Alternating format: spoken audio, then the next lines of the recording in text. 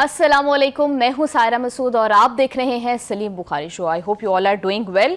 Iran को मुज़ाकरात पर आमादा करने के लिए अमरीकी सदर डोनाल्ड ट्रंप अब धमकी आमेज लहजा जो है वो इख्तियार कर रहे हैं। वो कह रहे हैं कि अगर ईरान संजीदा नहीं होता मुज़ाकरात के लिए तो उनके लिए बिल्कुल अच्छा नहीं होगा, ये आखिरी मौका है, अगर ये वक्त गुजर गया तो दोबारा मुज़ाकरात का मौका भी नहीं देंगे। जबकि दूसरी तरफ अगर हम देखें तो ईरानी वज़ीर ख़ारजा अब्बास अराग़ची कह रहे हैं कि अमरीका की जानिब से जो तजावीज़ दी गई उनके ऊपर अभी भी गौर व खौज जो है वो हो रहा है। और इस सारी सिचुएशन में ये खबरें भी आ रही हैं कि अमेरिका ईरान के हवाले से तकरीबन 9,000 फौजी तैनात करने के प्लान्स बना रहा है और किसी ऑपरेशन की तैयारी कर रहा है। तो क्या ये जो मुज़ाकरात का सारा ढोंग रचाया जा रहा है ये एक टाइम बाइंग टैक्टिक है अपने ग्राउंड ऑपरेशन को लॉन्च करने के लिए? और अगर ऐसा है तो पाकिस्तान समेत दीगर सालिस ममालिक किस तरह से मेक श्योर करें कि हमारे साथ कोई फ्रॉड नहीं हो रहा? तो इस सवाल के जवाब के लिए हम बढ़ते हैं सलीम बुखारी साहब की जानिब। अस्सलाम वालेकुम बुखारी साहब, कैसे हैं आप? वालेकुम अस्सलाम, कैसी हैं सारा? आप ठीक हैं? मैं बिल्कुल ठीक ठाक हूँ। बुखारी साहब, डोनाल्ड ट्रंप थोड़े से ना सठिया गए हैं। आप बड़ी देर से कह रहे थे, मुझे ना अब यकीन होने लगा। जिस तरह बातें तो और भी बहुत ज्यादा इंपॉर्टेंट है, लेकिन ये बड़ी फनी बात है। वो कह रहे हैं ईरान ने मुझे ऑफर किया कि हमारे सुप्रीम लीडर बन जाए। मैंने कहा नो थैंक यू, मुझे नहीं बनना। तो इसके ऊपर आप क्या कहेंगे? आपने तो कहा कि सठिया गए हैं, शायद वो सठिया नहीं गए हैं। वो एक आदमी एक स्टेज में जाके पागल हो जाता है, हाँ। साइकेट्रिक पेशेंट हो जाता है और वो फिर इसी तरह की बोंगियों और बदहवासियों की बातें करता है जी। आपने कभी जिंदगी में हारा हुआ जुआरी देखा है? उसकी शक्ल बिल्कुल ऐसी होती है जैसे ये है। आपने कभी नाकाम आशिक देखा है? वो बिल्कुल ऐसे ही होता है। आपने कभी हारा हुआ जर्नैल देखा है? उन सब की शक्लें इसी की तरह की होती हैं। ये जिस तरीके से अपने आप को परफॉर्म कर रहा है, आने वाले वक्त में ये कॉमिक सीन के तौर पे चला करेंगे सोशल मीडिया पे। ये मैं आपको वसूख से कह रहा हूँ, इसलिए कि जिस किस्म की वो एक्टिंग करते हैं, जिस तरह वो नकलें उतारते हैं, जिस तरह वो मुंह चढ़ाते हैं। A man who is heading A super power like United states of America behaving like a joker. यानी मुझे तो कोई खराबी नहीं है ये कहने में कि अगर कोई थोड़ी बहुत विजडम अमेरिकन एडमिनिस्ट्रेशन में बाकी है तो इनको किसी मेंटल हॉस्पिटल में दाखिल कराएं।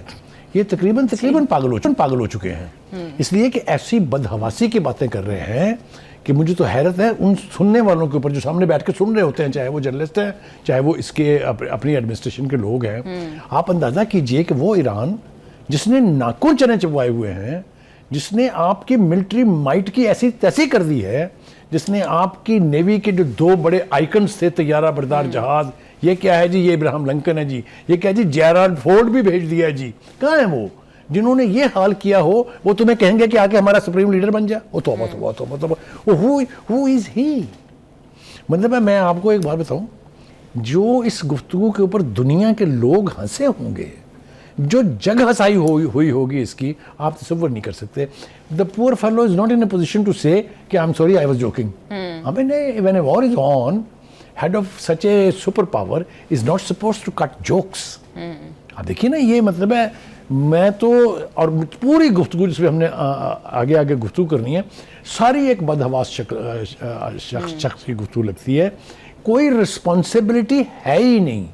आप देखें वो ये ऑफर तो जो है इसका तो मैंने भुरकस निकाल दिया है, क्योंकि इसके हवाले से अगर किसी से भी आप बात करें, एक आम आदमी है, कॉमन विजडम के बंदे से, वो भी कहेगा कैसे हो सकता है ईरानी कौम जो अपनी जानों के नजराने पेश कर रही है, ईरानी कौम जिसने इतनी बड़ी कुव्वत को चैलेंज किया हुआ है, ईरानी कौम जिसने अपनी मुसम्मम इरादे से पूरे खित्ते में अपनी सुपरमेसी जो है वो साबित की हुई है, वो इसे कहेंगे कि तू आके हमारा लीडर बन जा। एक बात। दूसरी बात, अब वो धमकी अमेज ज़बान जो आपने कहा है कि वो धमकी वाला लहजा इस्तेमाल कर रहे हैं, this again speaks highly of A defeated mentality. जब आपसे कुछ हो नहीं पा रहा होता, फिर आप फोकी धमकियां देने पर आ जाते हैं। जितनी धमकियां इन्होंने दी हैं और जितने दावे किए हैं, आप एनालिसिस करके देख लें, आप इस नतीजे पर पहुंचेंगे कि ये किसी सेन आदमी की गुफ्तगू नहीं है। तीसरे दिन जंग के उन्होंने कहा हमने जंग जीत लिया। चौथे दिन उन्होंने कहा कि हमने हर चीज तबाह कर दी उनकी। पांचवें दिन उन्होंने कहा कि अब हमने उनको इस काबिल नहीं छोड़ा कि वो न्यूक्लियर बम बना लें। ओ भाई, तो इसका मतलब है कि आप जो पिछले साल जून की जंग थी उसमें जो कुछ कह रहे थे वो बकवास कर रहे थे, आप झूठ बोल रहे थे आप। ठीक है, तो मैं आपको इसके 20 स्टेटमेंट रिकॉल कर सकता हूं जिसमें आपको लगेगा कि this man has no brains. अच्छा, आप देखें नेटो, मैं आपको वसूख से तजर्बे की बुनियाद पर, अपने मुताले की बुनियाद पर यह कह रहा हूं कि नेटो ने अपनी ज़िंदगी पूरी जितने साल से वो कायम है, कुछ पता नहीं किया है या नहीं किया है, लेकिन उसने यूनाइटेड स्टेट्स के प्रेस्टीज को और उसके ऑनर को प्रोटेक्ट करने में प्रमोट करने में जो काम किया है वो इसकी अपनी फौजों ने नहीं किया। इसकी अपनी फौज तो जहाँ भी गई है जूतियाँ खा के आई है। फिर बार बार मेरा दिल करता है मैं सेलिब्रेट करूँ यहाँ पर वियतनाम में जो उनके साथ हुआ। निहत्थे लोग, छोटे छोटे कद के, उन्होंने मार मार के जनरलों को चड्डियों में भगाया वहाँ से। इराक, अफगानिस्तान, जितनी मर्जी मिसालें आप दे ले, फौजों से ना डराएं। ये जो ट्रूप्स भेजने की बात हो रही है ना, मैं आ रहा हूँ इसके ऊपर। ये जहाँ गए हैं इसके फौजी लैंड ट्रूप्स, वो जूतियां खा के निकले वहां से। और यहां से भी मैं वसूख से कह रहा हूं कि जूतियां खा के निकलेंगे वो यहां से। ठीक है जी, आगे आ जाए जनाब। अब ये डराया जा रहा है, आपने जो कहा ना कि धमकी अमेज लहजा इख्तियार कर लिया है, अब ये डराया जा रहा है कि ओके, अगर आपने हमारी बात ना मानी, अगर आप मुज़ाकरात की टेबल पे ना आए, जो कि ईरान ने कहा get lost, hell with you, नहीं आते हम, आपकी कोई एक बात ऐसी नहीं है जिसके ऊपर बैठ के हम आपसे बात करें। तो ये अब ट्रुप्स भेजने की जो धमकियां हैं, 2000 फलां जगह से आ रहे हैं, 3000 फलां जगह से आ रहे हैं, 4000 फलां जगह से आ रहे हैं, ये इकट्ठे कर रहे हैं उनको। ये एक धमकी है ईरान को, ईरान ने उसका इंतजाम कर लिया है। आप ये देखें कि उन्होंने पूरे का पूरा इलाका जो है खान आइलैंड के इर्द गिर्द वो लैंडमाइन कर दिया है। लिहाजा जो व्हीकल्स उनके और जो ट्रूपर उनके फौजी ज़मीन पर उतरेंगे, उनका तो माशाल्लाह अच्छा इस्तकबाल होगा। और साथ ही साथ उन्होंने एक बड़ी तादाद में वहाँ पर रॉकेट लॉन्चर्स जो हैं वो नस्ब कर दिए हैं कि वो जो पैराट्रूपर्स आएंगे ऊपर से, वो ज़मीन तक अल्लाह के फजल व करम से नहीं पहुँच पाएंगे। तो कहने का मतलब ये है कि ये जितने हरबे इस्तेमाल कर रहा है ट्रंप, ये उसकी डिफीटेड मेंटालिटी के रिफ्लेक्टर्स हैं और बदहवासी का बहुत बड़ा सिबंध। जी, सबसे बड़ा सवाल ये है कि ये जो मुज़ाकरात हैं, क्या डोनाल्ड ट्रंप वाकई ही इस जंग से थक चुके हैं, अमेरिका थक चुका है और वो उनको रियलाइज हो गया कि वो अपने ऑब्जेक्टिव्स नहीं अचीव कर पा रहे इस जंग में, तो निकलने के लिए एक फेस सेविंग है या फिर अपना फौजी ऑपरेशन और ट्रूप्स ऑन ग्राउंड करने के लिए टाइम बाय करने की टैक्टिक है? ट्रंप को फेस सेविंग चाहिए, ये इस्तेलाह सबसे पहले किसने इस्तेमाल की? आपने। उस वक्त all was in favour of America, लगता था खा जाएगा ईरान को। मैंने उस वक्त कहा था कि ये यहाँ से हार के फेस सेविंग की तलाश में भटकते फिर के वापस जाएंगे। याद है आपको? यस, आपकी बात बिल्कुल ठीक है। ये जितनी डेस्परेशन है, ये जितनी बदहवासियां हैं, ये सिर्फ इस सूरत में है कि कोई ना कोई फेस सेविंग मिल जाए ताकि हम यहाँ से वापसी का रास्ता पकड़े और घर जाएं। ईरान ने भी फैसला कर लिया है कि मैं पुत्र तनु फेस सेविंग नहीं देनी। लिहाजा क्या हो रहा है, जितनी वो धमकियां दे रहे हैं उससे ज्यादा जुर्मंदाना रिस्पांस आ रहा है ईरान की तरफ से। बुखारी साहब, सॉरी आपको इंटरप्ट कर रही हूँ, अगर सिर्फ फेस सेविंग के लिए डोनाल्ड ट्रंप ये मुज़ाकरात कर रहे होते, अगर ये सिचुएशन इतनी ज्यादा सिंपल होती, तो एटलीस्ट जो डिमांड, जो तजावीज़ ईरान के सामने रखी गई हैं, उसके अंदर कोई तो काबिल कबूल बात होती, कोई तो फ्लेक्सिबल बात होती। लेकिन ऐसा कुछ भी आपने सही बात बिल्कुल छेड़ी है। हमने कल भी प्रोग्राम से पहले इसका मुताला किया था, आज भी हम इसके ऊपर बड़ी डिस्कशन करके आए हैं। एक शिक ऐसी नहीं है जो ईरान के लिए काबिल कबूल हो। ठीक है, वो सब कुछ कर रहे हैं going back to the first round of talks. बिल्कुल। उसके बाद सेकंड तो बहुत देर के बाद हुई ना, जंग के बाद हुई। उससे पहले वाला जो राउंड था उसमें भी यही मुतालबे थे, आप मिसाइल प्रोग्राम छोड़ दें, आप न्यूक्लियर बनाने का ख्वाब छोड़ दें, आप अफसुदा यूरेनियम बाहर भेज दें, आप यूरेनियम को, सारे यही मुतालबे थे ना। जंग तो अब हुई है और उसके कुछ और जो चीज़ें ऐड की हैं। ये तो जंग में all is fair in love and war, ये याद रखें।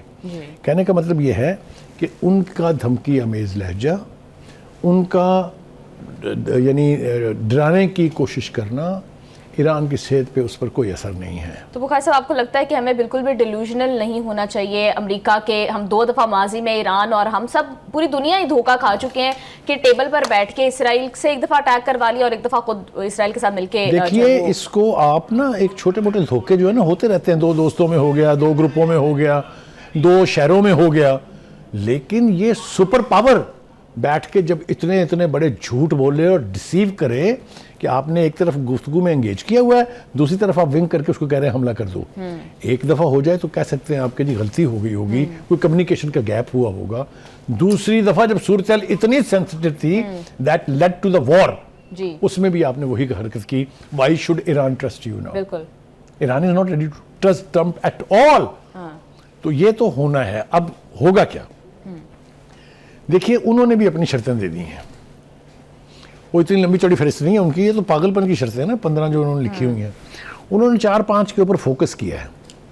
उनका जी पहली बात तो ये है कि आपको ये जंग मुस्तकिल बंद करनी पड़ेगी और ये गारंटी देनी पड़ेगी कि आप ईरान पर दोबारा हमलावर नहीं होंगे, ना आप ना आपकी वो नाजायज़ औलाद इसराइल। ठीक है। सेंसिबल है या नहीं है? बिल्कुल। ये क्या कि आप दूसरे दिन चढ़ दौड़े, एक और 9 शायद महीने में दूसरी जंग, 9 महीने में दूसरी जंग है ना। हाँ, और यही रीजन है शायद कि ईरान इस वॉर को अनएंडेड नहीं छोड़ना चाहता, इसका मुस्तकिल हल चाहता है ताकि दोबारा ना ऐसा कुछ। दूसरी बात उसके बाद ये है कि जी आप अपना जो सूदा यूरेनियम है ये आप हमें दे दें और तुम हमला करना है उदा। यानी ईरान के साइंटिस्ट ने एक चीज अचीव की है और वो आपकी झोली में दे दें, आप मामे हैं, क्यों दे दें? दूसरी बात, मिसाइल प्रोग्राम आप अपना बंद कर दें। मिसाइल प्रोग्राम ने तो दुनिया की सुपर पावर को मामे नानी याद करा दी है, वो कैसे छोड़ दें? वो आपका कोई भरोसा है? आप परसों फिर चढ़ दौड़े। मैं तो कहता हूं, देखें बहुत गैर जिम्मेदाराना बात करने लगा हूं मैं जी। खुद खुद मुझे इसका एहसास है, लेकिन मुझे एक ही बगैर गुजारा नहीं, मैं सोच नहीं सकता इसके बगैर। दो चीजें, पहली बात तो यह है कि ये साबित हो गया, ईरान ने एक नई तारीख लिख दी है वॉर हिस्ट्री में, एक पूरा चैप्टर लिख दिया है कि आइंदा जंगें ना बैरी बेड़ों से लड़ी जाएंगी, ना एयरफोर्स से लड़ी जाएंगी, ना लैंड ट्रूप से लड़ी जाएंगी, ये लड़ी जाएंगी मिसाइलों से। एक नया चैप्टर नहीं, वॉर अरीना में एक नई इस्तिलाह, एक नया कॉन्सेप्ट दे दिया है। आप देखिए सारे तैयारा बरदार जहाज, सारे जहाज, उन्होंने कहा था F-35 तो शूट होने का कोई सवाल ही नहीं पैदा होता। 3 गिरा चुके हैं वो, अगर वो शामिल कर ले आप कुवैत वाले तो 6 हो गए हैं, अभी 2 और की बात हो रही है। उसके बाद उन्होंने कहा B-52 बम्बर, वो जाके किस तरीके से लैंड किया किसी एक दूसरे मुल्क में, ये साबित कर दिया उन्होंने कि we don't need B-52 bombers, we don't need F-35, we don't need Abraham Lincoln, we don't need Gerald Ford. हमारे पास जो कुव्वत है और इंडिजिनस है, मांगी हुई है, नहीं है किसी की। ये टेक्नोलॉजी जो मिसाइलों की है, ये तो अब चाइना और रशिया भी मेरे ख्याल से ईरान से लेंगे। इसको कहते हैं नेशनहुड, इसको कहते हैं नेशनलिज्म। जी बुखारी साहब ठीक कह रहे हैं। प्रोग्राम में वापस आएंगे एक शॉर्ट ब्रेक के बाद, स्टे विद अस।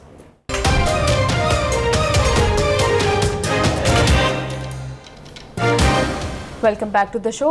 बुखारी साहब, मुझे वैसे भी लगता है कि वॉर स्ट्रैटेजी या मिलिट्री इक्विपमेंट से ज़्यादा बात नेशनलिज्म की है कि जो ईरानी कौम के अंदर वो ये रिजॉल्व है टू फाइट, क्योंकि अभी जिस तरह उसका इदराक डोनाल्ड ट्रंप को भी है, वो ये कह रहे हैं कि अगर ईरान मुज़ाकरात की बात करता है तो अपनी कौम ने नहीं छोड़ा, और बिल्कुल सही बात है।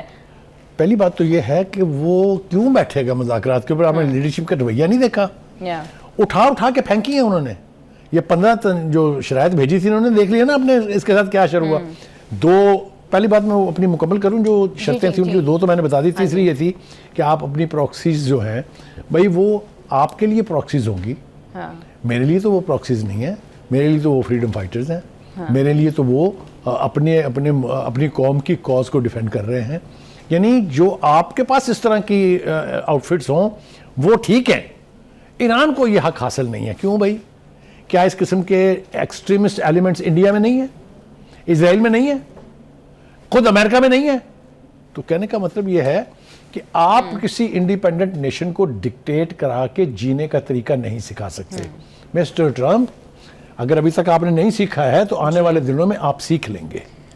बुखारी साहब, अभी तक ईरान की जानिब से इसके ऊपर कोई रिस्पांस एज सच नहीं आया है और यही कहा जा रहा है कि हम अभी गौर कर रहे हैं तजवीज़ के ऊपर, और Donald Trump eight the same कह रहा है कि अगर ये मौका गुजर गया, ये टाइम गुजर गया तो दोबारा ईरान को मौका नहीं दिया जाएगा। तो कहीं ये पॉसिबिलिटी भी हो सकती है कि ईरान कहीं मिस कैलकुलेट ना कर ले, अमेरिका वाकई ही एक और बहुत बड़ा हमला करने का प्लान कर रहा हो। देखिए, पहली बात तो ये है कि आपने कहा कि उन्होंने कोई इसके ऊपर रिस्पॉन्स नहीं दिया। मैं थोड़ी सी तरमीम चाहूँगा करना इसमें। उन्होंने कैटेगोरिकली कह दिया कि इनमें से किसी एक शिक पर आपसे बात नहीं हो सकती। Hereby we are rejecting it, उनके स्पोक्समैन का था जी।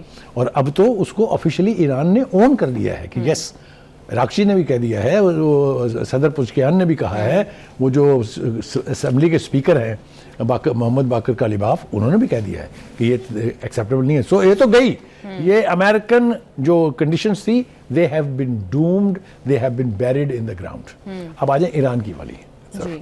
वो ये कह रहे हैं कि देखिए, हमें आपका एतबार नहीं है, आप काबिल एतबार नहीं है, हमें इंटरनेशनल गारंटीज चाहिए। लफ्ज़ गौर करें, इंटरनेशनल गारंटीज चाहिए कि आप दोबारा हमला नहीं करेंगे जी। इन प्रॉक्सीज, जिन्हें आप प्रॉक्सीज कह रहे हैं, इनकी हिमायत हम तर्क नहीं करेंगे।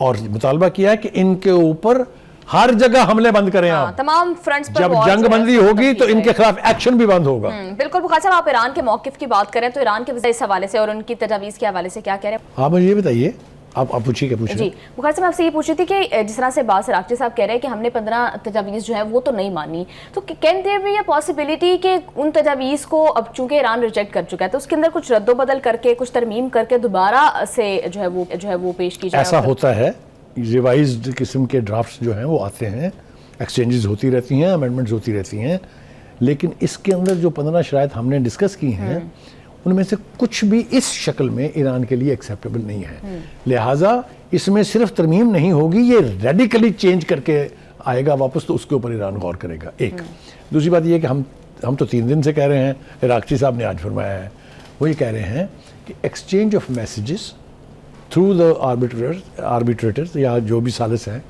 They are not negotiations. मैंने क्या आपको कहा था कि जब आप ईरान से पूछते हैं आप अमेरिका से मुज़ाकरात कर रहे हैं, वो कहते हैं नहीं।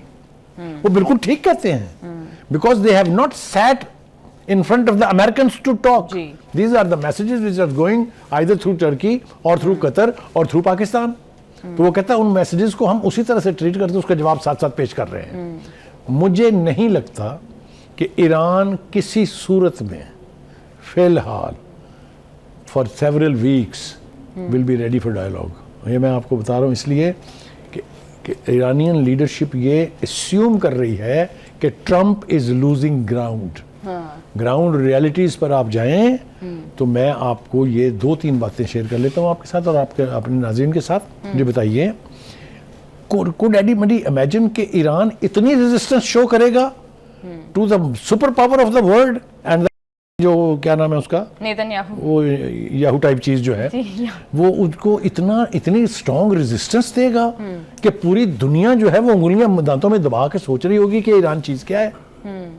ये मैं आपको ईमानदारी से बताऊं, ये तो पाकिस्तान में कोई नहीं सोच रहा था आपके अलावा, क्योंकि आपको बहुत मैंने जंग से पहले कहा था they don't know the Iranian nation, they don't know the security tiers around Iran. जी बिल्कुल, एक बात साबित हो रही है अभी तक। बुखारी साहब, अभी आप बात कर रहे थे कि Iran will not be ready for any dialogue at least for few weeks, तो at the same time Wall Street Journal तो ये रिपोर्ट कर रहा है कि डोनाल्ड ट्रंप को जल्दी पड़ी हुई है, he wants to end this war in few weeks. उनको तो है कि जल्दी जल्दी ये जंग खत्म हो। तो क्या ईरान में भी इस बात का इदराक हो गया कि अमेरिका मजीद 2-3 हफ्ते से ज्यादा ये जंग अब नहीं कंटिन्यू कर पाएगा? मैंने सुना था कि लड़कियां और खवातीन जो होती हैं वो बहुत चूजी होती हैं, ये चीज़ नहीं चाहिए, ये चाहिए, ये चाहिए, ये चाहिए, ये चाहिए। ये जो है ना, this is not the choosing of president Trump.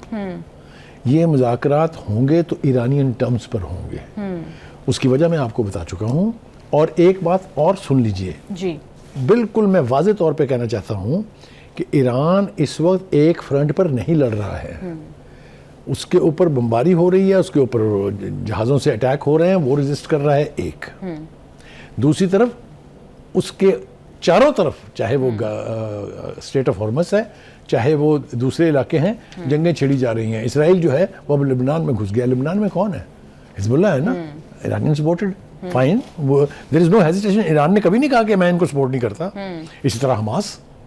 तो कहने का मतलब ये है कि इतने फ्रंट्स पर ईरान अकेला लड़ रहा है। अभी मैंने उन खलीजी रियासतों का जिक्र नहीं किया जो अब अमेरिका के कहने पर धमकियां दे रहे हैं कि हम भी रिएक्ट करेंगे। उनमें से किसी एक में कैपेसिटी नहीं है ईरान को हाथ लगाने की। सुन रखेंगे, मैं कह रहा हूँ जिम्मेदारी से, दोहरा दूंगा मैं आपको बाद में। एक में अगर ये होती, ये अब तक ईरान को ख़त्म कर चुके होते। ये अड्डे बनवाए इन्होंने इसलिए थे कि सानू ईरान ना पै जाए। मैं फिर ये जिम्मेदारी से कह रहा हूँ, ये सब खलीजी रियासतें डरती हैं इस चीज़ से कि कहीं ईरान वाला सिस्टम यहाँ एक्सपोर्ट ना हो जाए। मैं तीसरी चौथी बार कह रहा हूँ, आप भी समझने के लिए तैयार नहीं, क्योंकि आप भी ट्रंप की हमायती हैं। मैं ये आपको ईमानदारी से कह रहा हूँ कि ये रियासतों की जो क़यादत है वो इस बात से डरती है कि अगर हमारे अवाम ने वो वतीरा और रवैया इख्तियार कर लिया तो हम कहाँ जाएंगे? फिर अमेरिका बचाने नहीं आएगा। बहरीन के बारे में मैंने आपको बताया कि वहाँ पर हजारों की तादाद में लोग अपनी रजीम के खिलाफ निकले थे कि आपने क्यों अमेरिका को अड्डे दिए हुए हैं। तो ये दूसरे मुल्कों में क्यों नहीं हो सकता? होगा। मैंने बहुत जिम्मेदारी के साथ बहुत बड़ी बात कही है। बिल्कुल। तो ये इन तमाम रियासतों में चैलेंजेस हैं वहाँ की लीडरशिप को। अगर वो अनपॉपुलर डिसीजन लेके ट्रंप का साथ देंगे तो वहीं जाएंगे जहाँ ट्रंप जाएगा। बिल्कुल बुखारी साहब, आप ठीक कह रहे हैं। प्रोग्राम में वापस आते हैं एक शॉर्ट ब्रेक के बाद और यहीं से डिस्कशन को कंटिन्यू करेंगे। सो स्टे विद अस।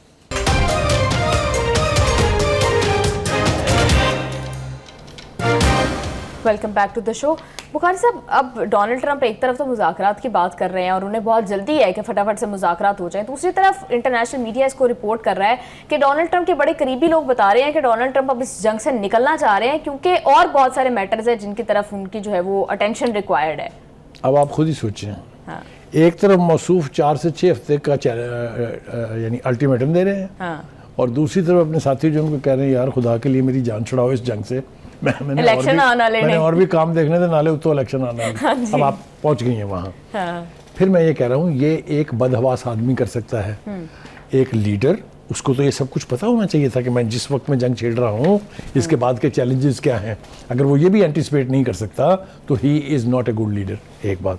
दूसरी बात ये है कि मुनाफिक क्या है ट्रंप, झूठ बोलता है अपने साथियों के साथ, अपनी सेनेट के साथ, अपनी एडमिनिस्ट्रेशन के साथ, पेंटागन के साथ, सबके साथ झूठ बोले हैं उसने, इसलिए कि he as I said compulsive liar, वो मजबूरी में झूठ बोलता है, झूठ बोलने पर उसका इख्तियार नहीं है, उसके मुंह से निकलता ही झूठ है। बुखारी साहब, क्या इसका जिम्मेदार डोनाल्ड ट्रंप इंडिविजुअली है या सारी अमेरिकन एडमिनिस्ट्रेशन? क्योंकि रोटी को चूची तो नहीं कहते होंगे पेंटागन वाले, और इन सब ने मिलकर ये प्लान किया होगा। देखिए, पहली बात तो ये है कि ट्रंप जो है he is totally sold out to Netanyahu. हाँ। इस जंग को जो शुरू हुई है, जो अटकी हुई है कुत्ते के गले में जिस हड्डी अटक जाती है, उसके ऊपर इनकी काबीना के, इनकी सेनेट के, इनकी कांग्रेस के, इनके CIA के, इनके पेंटागन के लोग कह चुके हैं। अब तो ये it is the blame that keeps on changing. आपने देखा नहीं कल बैठ के इसने क्या कहा है? हाँ। मुझे तो जंग शुरू करने के लिए इसने कहा था, याद है? आप जरा अंदाजा करो, आपको उसकी कसम पुरसी पे रहम नहीं आता कि एक प्रेसिडेंट ये कह रहा है कि मुझे इस्तेमाल कर गया मेरा सेक्रेटरी ऑफ डिफेंस जो है। दैट मीन्स उसको ना तो वहाँ से सपोर्ट है इंटरनली, और एक्सटर्नली जिस तरीके से वो आइसोलेट हुआ है, जिस तरह से उसके रवायती for centuries, if not centuries at least for decades, जो उसके यानी हवारी थे, जो उसके साथ थे, जो उसकी बात को टालते नहीं थे, कैसे एक तरफ एक करके एक तरफ खड़े होते जा रहे हैं। तो इंटरनेशनल आइसोलेशन भी है, डोमेस्टिक क्रिटिसिज्म और प्रेशर भी है, तो बदहवास होना तो जरूरी है ना। और ऊपर से जंग भी, और ऊपर से जंग जो है वो हाथ से निकली जा रही है, तो उसका स्टेट ऑफ माइंड जो है वो इसी तरह की बोंगियां मारते रहेंगे, अभी और मारेंगे, ये ऐसी मारेंगे कि अब इनके सामने बैठे हुए लोग कह लगाएंगे इसकी बात। लेकिन आप फिर भी सबक नहीं सीख रहे हैं। अब नेक्स्ट जो प्लान वो बना रहे हैं, वो कह रहे हैं अब क्यूबा की, अब ईरान से वो बोर हो गए हैं तो उन्होंने क्यूबा में जो है वो कम्युनिस्ट गवर्नमेंट जो है वहाँ की खत्म करनी है। यही तो कंपैरिजन मैंने ड्रॉ किया था कि ना ही तो ईरान क्यूबा है, ना वेनेजुएला है, और ना ही ग्रीनलैंड है। Iran is a nation with a history of centuries. उनकी शिरस्त में सरेंडर करना नहीं है, उन्हें पंगा गलत कौम से ले लिया है। उसका ख्याल ये था कि लाइक इराकीज ये भी सारे जाके बिलों में अपने घुस जाएंगे जी।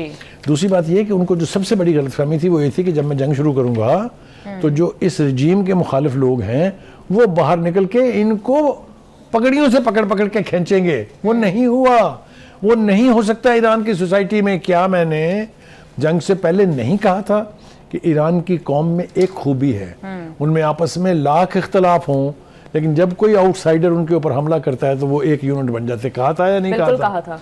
साबित कर दिया उन्होंने कि नहीं किया।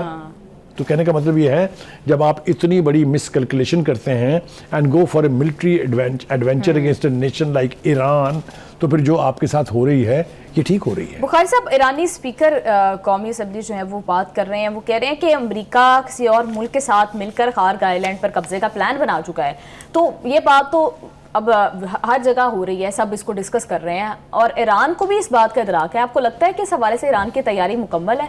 देखिए, हम तो ग्राउंड रियलिटीज़ पर जाते हैं कि क्या है। हाँ। अभी उनके स्पोक्समैन की तरफ से भी और उनके एक बहुत जिम्मेदार लीडर की तरफ से हमने ये सुना है कि वो पूरा इलाका जो है, जो खार्ग आइलैंड का है, वो लैंड माइन कर दिया गया है। उनमें सारे में बारूदी सुरंगें बचा दी गई हैं, और जिस साइड से पैराट्रूपर्स के आने की उम्मीद है उस साइड के ऊपर रॉकेट लॉन्चर्स जो है वो लगा दिए गए हैं।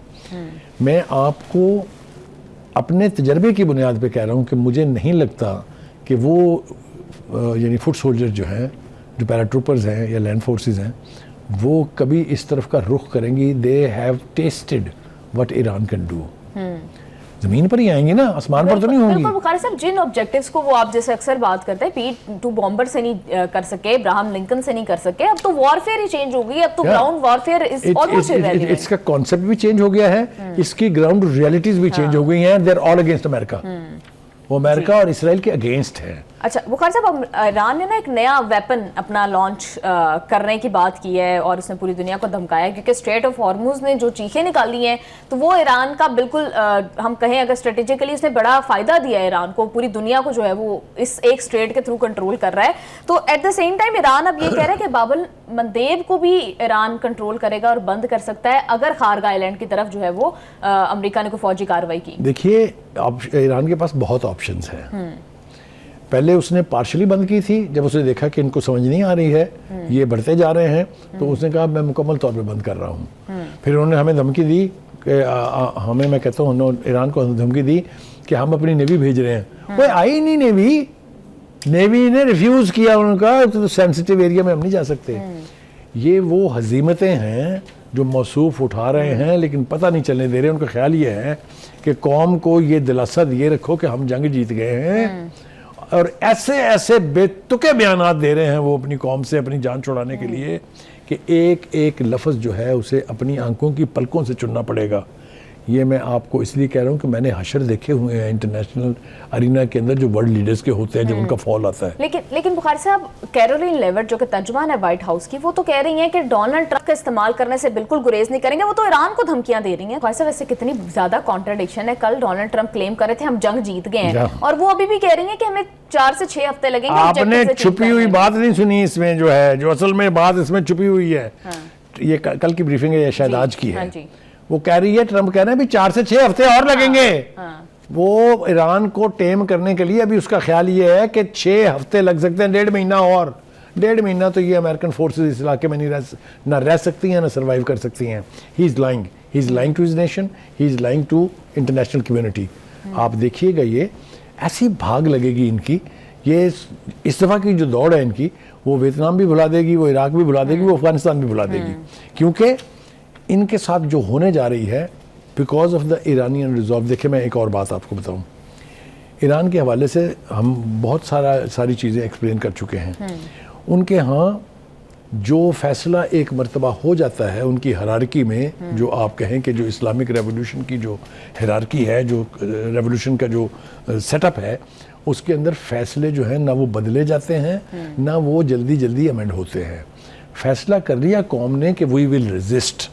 आपने देखा उनका ख्याल ये था कि लीडरशिप हमने ख़त्म कर दी तो बस ईरान तो गया, हम बमबारी शुरू करेंगे तो ईरान तो फारिग। नहीं हुआ ना लीडरशिप। और आपने बिल्कुल एक दफ़ा ठीक कहा था कि एक से एक बढ़ के आएगा। जब ये लीडरशिप अब फर्दर जवानों में जाएगी तो 2 नारे आप सुनेंगी, बल्कि अब 3 हो जाएंगे, पहले 2 थे। मार्ग बार अमेरिका, मार्ग बार इसराइल। पहले जो यूरोप के ममालिक थे उनका नाम लिया था मार्ग बार फ्रांस, मार्ग बार बरतानिया। ये उस तरफ को जा रही है कि अब ये नारे सड़कों पर लगेंगे, सड़कों पर ये लिखे जाएंगे नारे, और उसके ऊपर से ईरानियन फौज जो है वो मार्च करती हुई गुजरेगी। ये मंजर दुनिया को याद होने चाहिए, ये मंजर दुनिया ने देखे हुए हैं गल्फ वार में। तो ये मर्ग बार अमेरिका, मर्ग बार इसमें एक इजाफा होगा, मर्ग बार ट्रंप जी ये है। और आपको इसके लिए ज्यादा देर इंतजार करना नहीं पड़ेगा। बिल्कुल बुखारी साहब, इस सारी सिचुएशन में ना फंस हम गए हैं। पाकिस्तान जो सालिसी का किरदार अदा कर रहा है, तो हमने क्या करना है इस हवाले से, इस पर आकर ब्रेक से वापस आके बात करेंगे। हमारे साथ ही रहिएगा।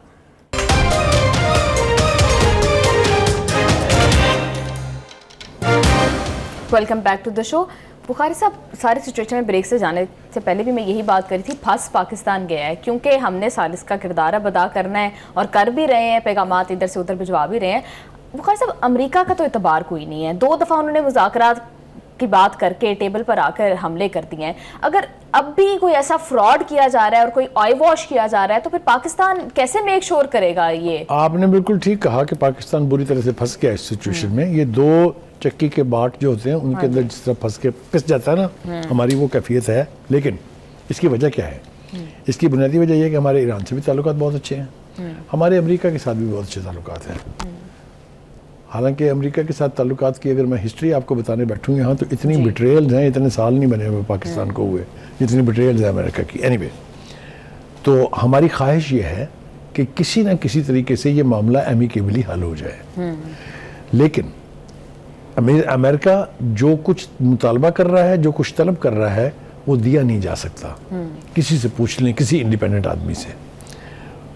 ईरान बात सुनने के लिए तैयार है, but it needs guarantees because they don't trust Americans. क्या पाकिस्तान इस पोजीशन में है कि वो गारंटीज दे सके? नहीं। हमने कल पॉसिबल गारंटर्स के नाम लिए थे, आज फिर ले लेते हैं।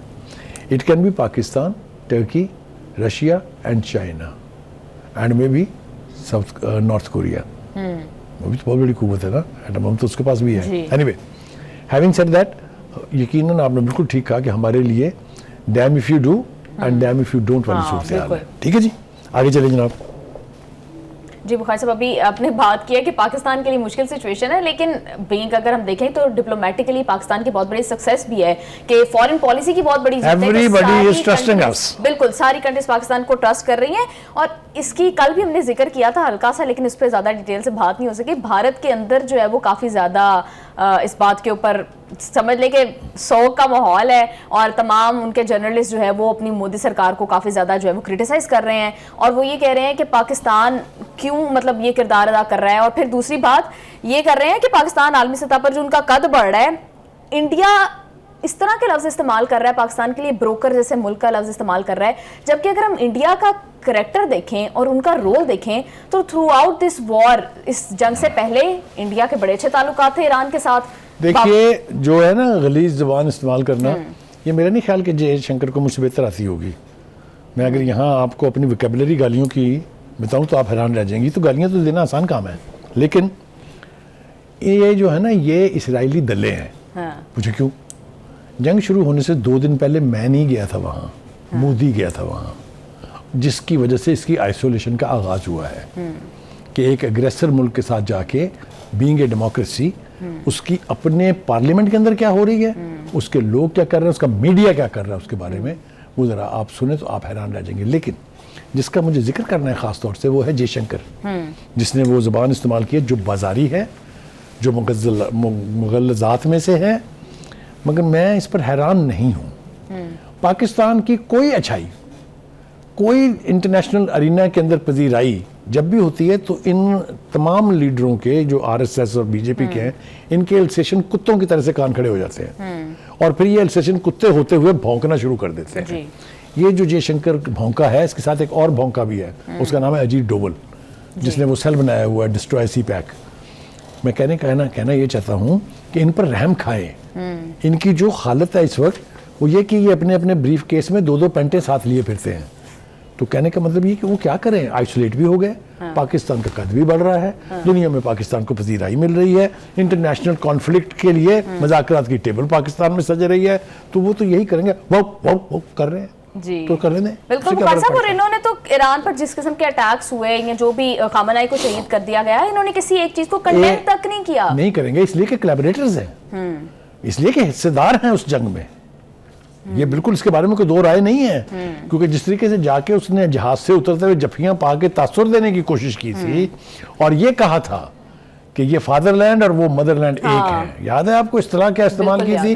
दैट मीन्स कि हम और ये एक ही चीज है, और वो एक चीज साबित हो रही है। ठीक है, इनकी जो खामोशी है, इनकी जो बेगैरती कहूँगा मैं, जो बेगैरती है, उसकी वजह सिर्फ ये है कि ये मुसलमानों का खून बहाने में बराबर के शरीक है। बुखारी साहब, वैसे आप तो बड़ी देर से ये बात कर रहे हैं कि जो नेक्सस है एग्रेसर्स का, आप अक्सर इसकी बात करते हैं, और अब वो बिल्कुल खुल के सामने आ रहा है। बिल्कुल ठीक कह रहे हैं, इत्तेहाद सलासा के आप इस्तेलाह इस्तेमाल करते हैं इसके लिए, बिल्कुल ठीक हो गया बुखारी साहब। Thank you so much sir for your analysis.